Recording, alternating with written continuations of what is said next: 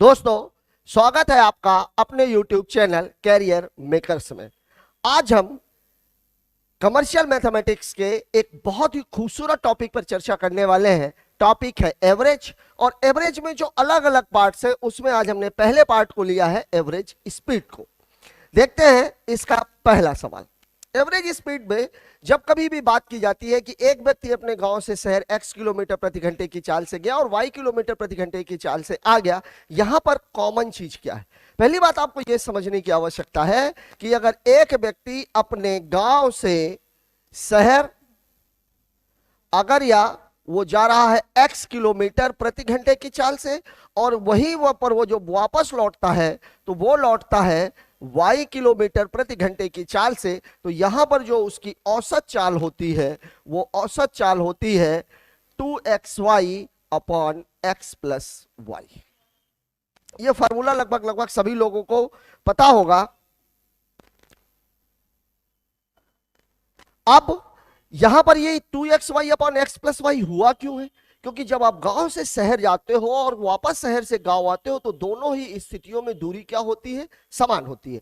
अगर इसी दूरी को 3 भाग या 4 भाग या 5 भाग में, जैसे एक सवाल आता है समबाहु त्रिभुजाकार खेत की तीनों भुजाओं, समबाहु त्रिभुजाकार का मतलब क्या हुआ? समबाहु त्रिभुजाकार का मतलब यह हुआ कि त्रिभुज की तीनों भुजाएं बराबर है, मतलब तीनों दूरियां आपस में बराबर है। इसी को आप वर्गाकार भुजा के तौर पर भी कह सकते हो, या ऐसे भी कह सकते हो कि एक व्यक्ति अपनी कुल दूरी को 4 बराबर भागों में बांटता है। तो अगर मैं यहां पर बात करूं तो अगर चाल बराबर क्या होता है? चाल बराबर होता है दूरी बटे समय। अब चूंकि दूरी को कई हिस्सों में बांट दिया गया है तो फिर अब यहां पर समय तो दिया नहीं है, तो समय बराबर क्या होता है? दूरी बटे चाल। तो इसके लिए हम यूज करते हैं दूरी 1 प्लस दूरी 2 प्लस दूरी 3, या जितने भी ये बराबर हिस्सों में बांटी गई है, बटे अगर समय नहीं दिया गया है तो दूरी 1 बटे चाल 1 प्लस दूरी 2 बटे चाल 2 प्लस दूरी 3 बटे चाल 3 एंड सो ऑन, जितने भी हिस्सों में ये बटी हुई हो। मतलब अब हमें सवाल को इस एंगल से देखना है। बात करें अगर हम इस पर्टिकुलर सवाल की, तो ये पर्टिकुलर सवाल हमसे क्या कह रहा है? सवाल हमसे कह रहा है एक कार एक शहर ए से बी के बीच की दूरी 56 किलोमीटर प्रति घंटे और शहर बी से शहर ए की दूरी ए से बी तक गया, बी से ए तक आया, तो उसकी चाल पहले में 56 थी, दूसरे में 53 किलोमीटर प्रति घंटा है। कार की औसत चाल यहीं से निकाल सकते हैं। सिंपल सा फॉर्मूला है 2 गुणे 56 गुणे 53 बटे 56 धन 53, मतलब ये पूरा का पूरा जो मामला है ये कितना हो जाएगा? गुणा करने की आवश्यकता ज्यादा नहीं है, यहां पर सीधा सीधा 6 3 9 और ये कितना हो जाएगा? 109। अगर आप गुणा करने की बात ही आएगी तो 56 और 53 का गुणा करना अगर आप लोगों से बनता हो, 56 और 53, 56 और 53 का गुणा कैसे करते हैं? सीधी सी बात है, इन दोनों अंकों का योग कितना है? अगर नहीं बन रहा तो 3 से ही गुणा कर दीजिए। 3 छके 18, 3 पच्चीस 15, 1 16, 5 छके 30, 55 25 और 1 26, ये 8, ये 6, ये 7 और ये 2, और इसी का डबल करना है तो 27 दूनी 54 और 68 दूनी 136, मतलब 57 36 बटे 109। क्वेश्चन में कभी भी आपसे बहुत ज्यादा गुणा भाग करवाने की एग्जामिनर उम्मीद नहीं रखता। कई बार सवाल आपको एग्जैक्ट इसी फॉर्मेट में आंसर्स आपको मिल जाएंगे। बात करते हैं अगले सवाल की। दूसरा सवाल आपसे क्या कह रहा है? दूसरा सवाल आपसे कह रहा है 80 किलोमीटर की यात्रा में एक रेलगाड़ी प्रथम 60 किलोमीटर तक 40 किलोमीटर प्रति घंटे की चाल से तथा शेष दूरी 20 किलोमीटर प्रति घंटे की चाल से तय करती है। वही वाला सवाल जो अभी आपने बताया। टोटल दूरी कितनी है उसकी? 80 किलोमीटर, जिसमें से पहले वो कितना तय करता है? 60, मतलब हमारी दूरी 1 कितनी है? 60, तो बची हुई जो दूरी है वो कितनी है? 20। दूरी 1 के लिए चूंकि यहां पर समय तो दिया नहीं है, दूरी 1 के लिए जो उसकी चाल है वो कितनी है? 40, और बाकी के लिए उसकी चाल कितनी है? तो 20। तो 20 से कम 20, ये और ये कैंसिल, 2 तिहाई 6, 2 दूनी 4, अगर आप इसको हल करेंगे तो ये पूरा हो जाएगा 80, 2 1 कम 2, 5 बटे 2, मतलब 80 गुणे 2 बटे 5, ये 16 से कैंसिल, 16 दूनी 32, मतलब उसकी जो औसत चाल है वो हो जाएगी 32 किलोमीटर प्रति घंटा। आपकी स्क्रीन पर यह रहा तीसरा सवाल। तीसरा सवाल आपसे क्या कह रहा है, एक साइकिल सवार 50 किलोमीटर प्रति घंटे की गति से कुछ दूरी तय करता है तथा 60 किलोमीटर प्रति घंटे की चाल से वापस आ जाता है। मतलब गया और आया। यहां पर भी आपको कुछ करने की जरूरत नहीं है, वही 2xy upon x plus y बराबर फॉर्मूला है। x की वैल्यू 50 है, y की वैल्यू 60 है, आप लोग इसे कर लीजिएगा। बात करते हैं अगले सवाल की। एक व्यक्ति एक स्थान से दूसरे स्थान पर 60 किलोमीटर प्रति घंटे की चाल से वापस जाकर 40 किलोमीटर प्रति घंटे की चाल से वापस आ जाता है। यह भी वही मामला है, सेम दूरी है, गया और वहां से वापस आया। यहां पर भी x की वैल्यू 60 है, y की वैल्यू 40 है। 2xy upon x plus Y वाले फॉर्मूले से इस सवाल को भी बहुत आसानी से कर सकते हैं। यहां पर भी 30 किलोमीटर जाकर 20 किलोमीटर की चाल से वापस लौट आता है। यह भी सेम सवाल है। यहां पर देखिए सवाल आपको क्या कह रहा है, एक व्यक्ति अपनी कुल यात्रा को 3 बराबर भागों में बांटकर, यहां मैंने आपको क्या बताया, अगर 3 बराबर भागों में बांटा जाए या 4 बराबर भागों में बांटा जाए तो प्रत्येक भाग की दूरी को कितना मान लेना है, 1 मान लेना है। सवाल आपको कह रहा है पहले के लिए चाल 40, फिर 30 और फिर 15, अब उसकी औसत चाल ज्ञात करनी है। मैंने आपको बोला दूरी को कितने भागों में बांटा गया है, 3 बराबर भागों में। प्रत्येक भाग की दूरी को हम कितना मान लेंगे, 1। तो ये 1 प्लस 1 प्लस 1 बटे, यहां पर मामला कितना है, 1/40 प्लस 1/30 और प्लस 1/15। ये आपके सवाल। अब चूंकि देखिए एलसीएम निकालते टाइम पर भी आपको 2-3 बातें ध्यान में रखनी है। ये 30 और 15, 15-30 के अंदर ही है, तो आपको 15 के बारे में सोचने की जरूरत नहीं। 30 और 40 का जब एलसीएम निकालते हैं, जब कभी भी 2 डिजिट का एलसीएम निकालना हो और 0 लगा हुआ तो दोनों 0 को आप भूल जाइए। 3 और 4 का एलसीएम निकलेगा नहीं, मतलब कितना हो जाएगा इसका, 120। मतलब अगर इस सवाल को हम आगे बढ़ाएं तो इसकी वैल्यू हो गई 120। 3 बार जाएगा ये 3, 4 बार जाएगा ये 4, 8 बार जाएगा ये 8, मतलब अब ये 120 ऊपर हो जाएगा तो 3 गुणे 120, और यहां आप इसको लोगे तो कितना हो जाएगा, 15, 15 8 120, मतलब 8 तिरिक 24 किलोमीटर प्रति घंटा। सवाल में देखिए एक बात मैं आपको अभी भी बता रहा हूं, जब कभी भी दूरी को बराबर भागों में बांटे तो आप ये वाला फॉर्मूला यूज करेंगे।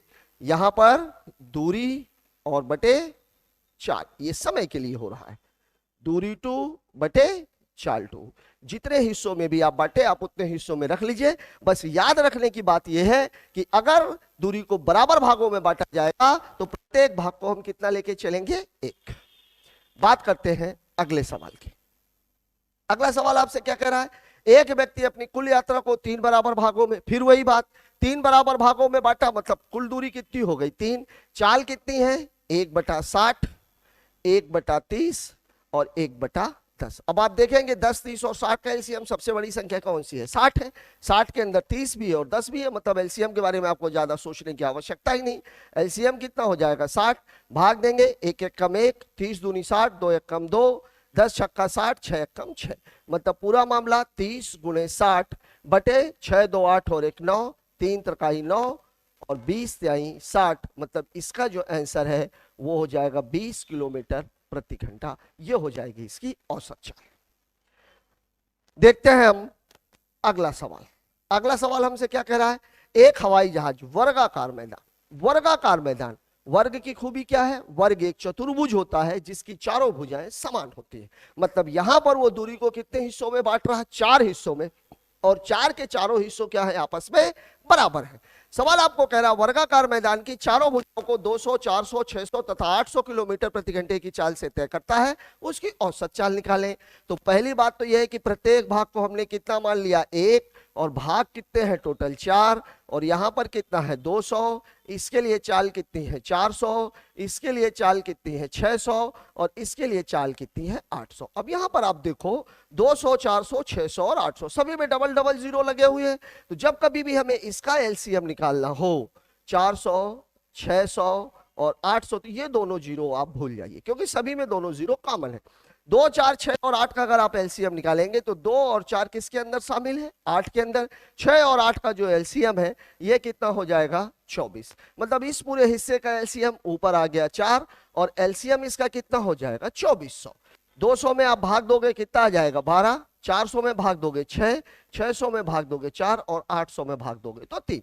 2400 ऊपर 4 गुणे 2400 और बटे कितना 12 6 18 4 22 और 3 25। यहां पर एक बात और, कैलकुलेशन के टाइम पर आप इस बात को ध्यान रखिएगा, 2400 लिखा हुआ है, इसको हम 24 और गुणे 100, आप इसको ऐसे ट्रीट कर सकते हो। 2400 को आप 2400 न समझकर कुल मिलाकर के ऐसे समझिए, और अगर मुझे इसे 25 से भाग देना हो तो मैं इसको ऐसे काटूंगा। ये रहेगा हमारा तरीका। 25 से मैंने दोनों जीरो को उड़ा दिया, 4 बचा, 4 चौके 16, 16 चौके 64, 16 दूनी 32 और 6 38, मतलब 384 किलोमीटर प्रति घंटा। ये हो जाएगी इसकी औसत चाल। बात करते हैं अगले सवाल की। अगला सवाल हमसे क्या कह रहा है, एक व्यक्ति 12 किलोमीटर की दूरी 3 किलोमीटर प्रति घंटे की चाल से, 18 किलोमीटर की दूरी 9 किलोमीटर प्रति घंटे की चाल से, 24 किलोमीटर की दूरी, यहां पर दूरी अलग अलग है, इसको बराबर हिस्सों में नहीं बांटा गया है। तो पहले भाग की दूरी 12 है, दूसरे भाग की दूरी 18 है, और तीसरे भाग की दूरी है 24। दूरी 1 कितनी है 12, और इसकी चाल कितनी है 3। दूरी 1 कितनी है 18, और इसकी चाल कितनी है 9। दूरी 3 कितनी है 24, और इसकी चाल कितनी है 4। अगर मैं काटूंगा तो ये 4, ये 2, ये 6, ऊपर कितना बचेगा 36 8 44 और 10 54, नीचे कितना बचेगा 4 2 6 और 6 12, 6 दूनी 12, 6 नया 54, 9 में 2 का भाग देंगे तो कितना आ जाएगा 4.5 किलोमीटर प्रति घंटा। इसको उत्तर में 9/2 भी लिख सकता है, और इसके उत्तर में 4 सही 1/2 भी लिख सकता है। जैसा ऑप्शन रहेगा ठीक उसी तरीके का आपको उत्तर टिक करना है। बात करते हैं अगले सवाल की। अगला सवाल हमसे क्या कह रहा है, एक व्यक्ति अपनी यात्रा का, तो यहां पर एक पॉइंट आप लोग नोट कर लीजिए कि अगर दूरी प्रतिशत में दी गई हो, अगर दूरी प्रतिशत में दी गई हो तो कुल दूरी को 100% मानते हैं।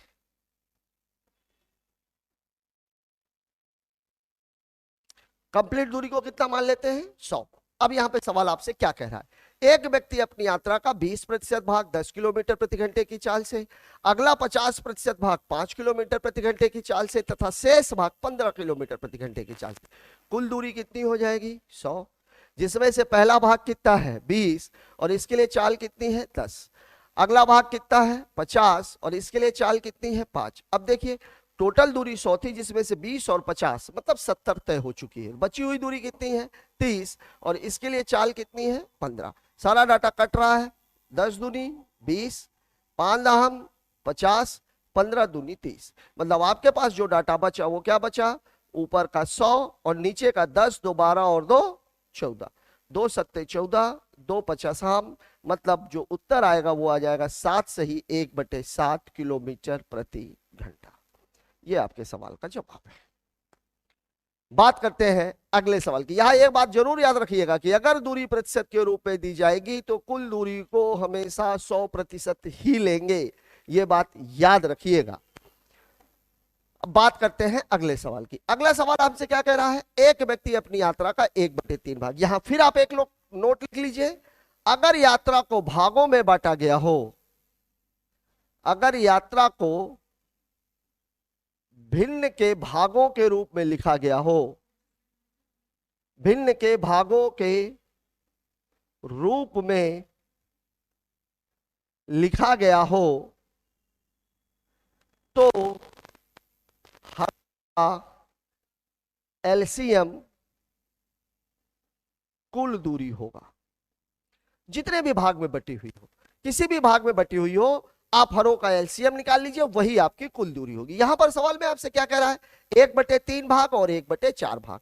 जैसे ही 1/3 और 1/4 को आप देखते हो, इन दोनों का एलसीएम कितना हो जाएगा 12, 3 चौके 12, 4 एकम 4, 4 तिहाई 12, 3 एकम 3, मतलब कुल दूरी कितनी थी 12, जिसमें से 1/3 भाग का मतलब कितना हुआ 4, और 1/4 भाग का मतलब कितना हुआ 3। बाद में इसमें शेष भाग की चर्चा होगी तो शेष भाग हमारा कितना हो जाएगा 5।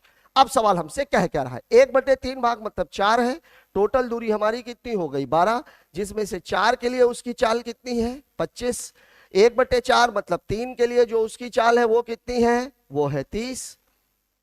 फिर शेष भाग के लिए, शेष भाग हमारा कितना है 5, और इसके लिए चाल कितनी है 50। अगर मैं काटूंगा तो ये 10 और ये भी 10, मतलब 25, 10 और 10 का जो एलसीएम है वो कितना हो जाएगा 50। ये टोटल कितना हो गया 50, 25 दूनी 50, 4 दूनी 8, 10 पना 50, 5 एकम 5, 10 पना 50, 5 एकम 5, मतलब पूरा मामला हो जाएगा 12 गुणे 50 और बटे 10 8 18, 6 दूनी 12, 6 तिरिक 18, मतलब 100 बटे 3, या उत्तर हो जाएगा 33 सही 1/3 किलोमीटर। अगर दशमलव में दिया होगा तो 33.33, 1/3 की वैल्यू हुई, कितनी होती है 0.33। बात करते हैं अगले सवाल की। अगला सवाल आपकी स्क्रीन पर। दोस्तों, आज हमने कोशिश की है औसत में औसत चाल से संबंधित सभी तरह के सवालों को एक साथ ला करके उनका एक यूनिक हल आपको बताने की, ताकि आप कम से कम समय में अपने सवालों को अटेंड करके उसका आंसर टिक कर सके। यदि दी गई जानकारी, आज का ये वीडियो आपको पसंद आया हो तो चैनल को सब्सक्राइब करें, लाइक करें। जो चीजें अच्छी लग रही हो या औसत चाल से संबंधित यदि कोई सवाल और है जो आपसे नहीं बन रहा है, उसे कमेंट के माध्यम से भेजें। हम उनके भी हल आगे के एपिसोड्स में शामिल करने की कोशिश करेंगे। और अब ये जो वीडियो है, यदि आपको ये जानकारी आपको पसंद आ रही है तो अपने दोस्तों के साथ भी इसे शेयर करें। धन्यवाद।